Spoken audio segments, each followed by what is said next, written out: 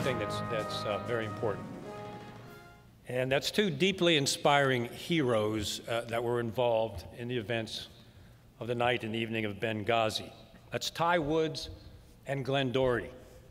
These two men are powerful examples of what every military man and woman should aspire to be, what every civilian considers absolute, true bravery and heroism.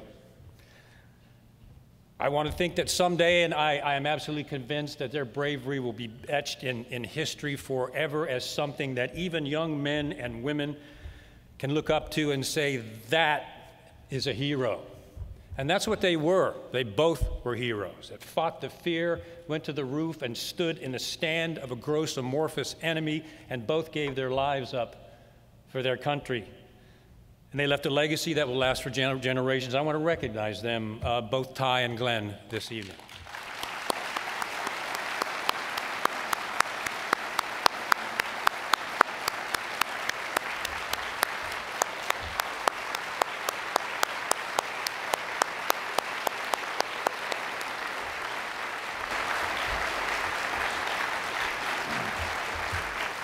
And Benghazi is also an important reminder of what government will do without proper constitutional constraints.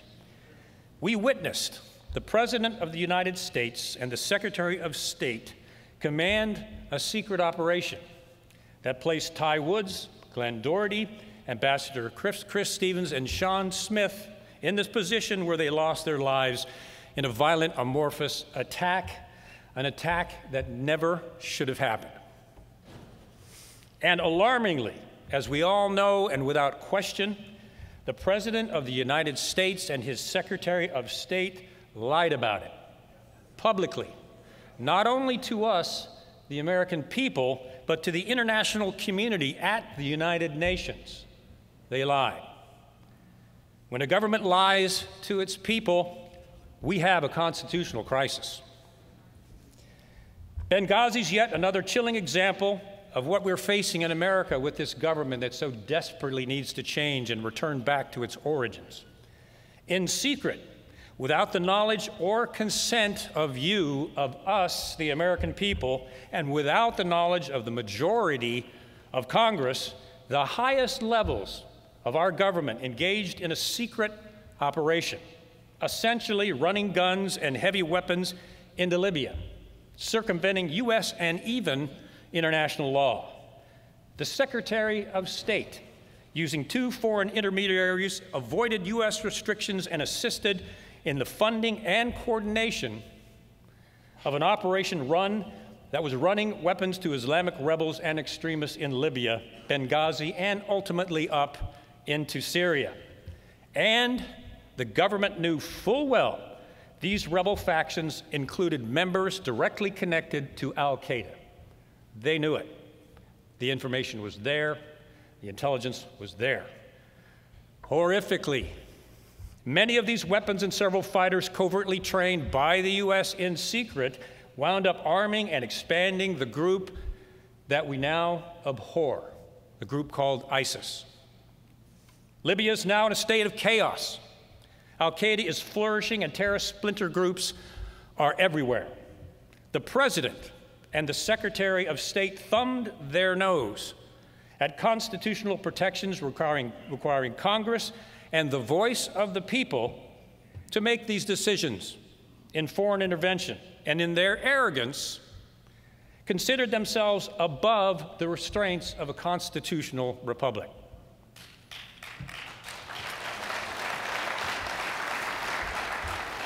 They were able to do this because of what I call the new form of tyranny, the modern tyranny. I call it the tyranny of secrecy. Government secrecy now cancels out, and especially in this case, the involvement of the U.S. Congress in serious decisions like this one that have resulted in the complete and total destabilization of Libya, Iraq, and now Syria, and facilitated the expansion of terrorist groups throughout that entire region. Like a shadow government, a government that functions in secret outside the Constitution, PSD 11, as Claire mentioned, is a document that is classified secret, withheld from the Congress, withheld from any input whatsoever from we the people, still secret, still classified today. And what we know from what is leaked out, it was, thank God, the mandate to establish the Islamic Muslim Brotherhood in governments throughout that region. It was treasonous at the very start, done in secret, without Congress and without you, the American people. Barack Obama and Hillary Clinton planned an operation to support the Brotherhood, the oldest terrorist organization in the world, and install it as the new government in Libya without any of our knowledge. ISIS is a prime example of what we in the intelligence community used to call blowback. Blowback is when an operation that's conducted under the cloak of secrecy goes so badly, it blows up so badly, it winds up accomplishing the opposite of what it was supposed to do. And that's what we have in Libya, blowback. That never should have happened. But I want to ask us something that's important this evening. We have to ask ourselves a question in a constitutional government that is so critical. And this is why we're in the crisis we are in today. Who voted to approve the transport of heavy arms, missiles, and equipment to Islamic rebels with clear connections to terrorism? Anybody in this room vote for that? Anybody in this room know about that? Who voted for the Secretary of State to secretly organize a plan to remove Muammar Gaddafi, who was no prince but was now cooperating with the U.S., to remove him from power, allowing him to be killed in essentially what was a de facto assassination? Just allowing him to be killed, but just not doing it directly. Who voted for the President and the Secretary of State to facilitate a plan to install the Muslim Brotherhood as a terrorist organization in the government of Libya? Did anybody out there vote for that? No. Did anybody out there know about that? No. That is the tyranny of secrecy. Where was Congress, our Congress, the only constitutional representative of the people? Where was Congress in the decision-making process for a foreign operation that ruined the country of Libya, placed it in the hands of terrorists, and has resulted in a protracted war in Syria where over 500,000 civilians have been killed? Where was Congress? Who told Congress what was happening in Benghazi? Who advised Congress that they were running guns through cutouts into Libya? No one. Now, there are a couple congressmen we understand probably knew, but the bulk of Congress was left out of those secret decisions. Violating the Constitution in that fashion is treasonous, and I have to remind us all that violating the Constitution is a violation of the supreme law of the land. It is a felony. It is multiple felonies in this case. So, we must never forget what Benghazi as an operation, as a secret operation, means. It means our government acted in darkness with absolute impunity, deftly using the vast matrix of government secrecy, which I call the shadow government, the secret government. Some secrecy is good, we know that, it protected some of our lives. But the system of secrecy that functions outside of Congress without its knowledge and approval. Some are now calling that the deep state, and I think that's perfectly fine. Some of us were talking about that when it was not safe to do so. But now apparently it's safe. But I want us all to understand that the shadow government and the deep state are not the same thing. They are connected in a matrix, without a doubt. But the shadow government is the mechanism of secrecy and the secret apparatus that has been designed to function outside the Constitution, connected to the deep state mechanism. It has, and Benghazi is a primary example, it has circumvented constitutional law.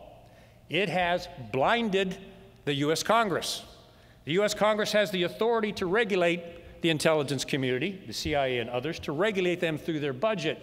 The problem is the CIA and other organizations classify that budget so Congress has no access to what the money is really being used for. Now, there's a lot of good things I did when I was there, but I think it's critical that we abide by the Constitution and we stay with an open Congress and an open people and let secrecy fall under that system and that system alone.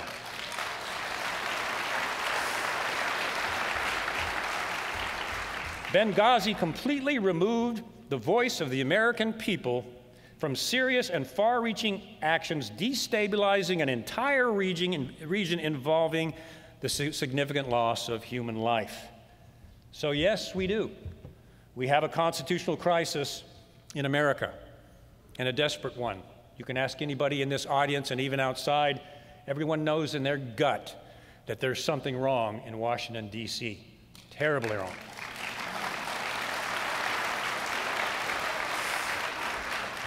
So the time has come for change, and this audience right here is change. You all are change. It's so inspiring to see everyone here because the change is beginning, and I believe it's starting to explode. Americans are beginning to wake up to the crisis, to this constitutional crisis by the millions. And they're beginning to demand that our government return to the Constitution on which it was founded.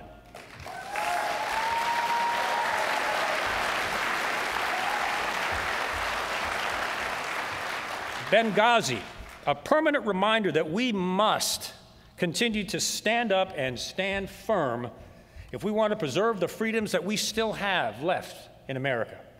Millions of Americans made their voice heard in this last U.S. election, and they made it heard loudly.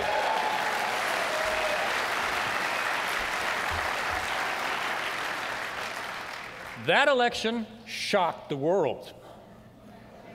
Thank God. And it upset the globalist goal for destabilization of American sovereignty. Stop that dead in its tracks.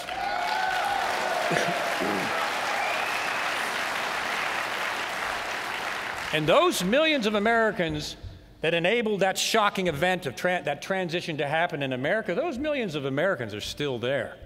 Many of them all of them are sitting right here, and there's vastly more than people see or know about.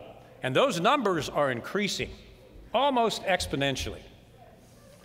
So stand we must, together, with a new resolve that our government is a government of the people, by the people, for the people, excuse me, and no complex matrix of unconstitutional government secrecy is going to stand in the way of our constitutional law.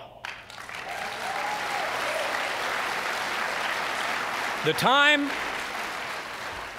of the tyranny of secrecy and secret government that is abused and misused by politicians at the highest levels of our government, it's time for that to end. And it's time for Congress to return to the voice of the people, representing the people, and directing our government by the people. That time is here. It's been passed. It's exploding. I believe in my heart of hearts that it's going to happen.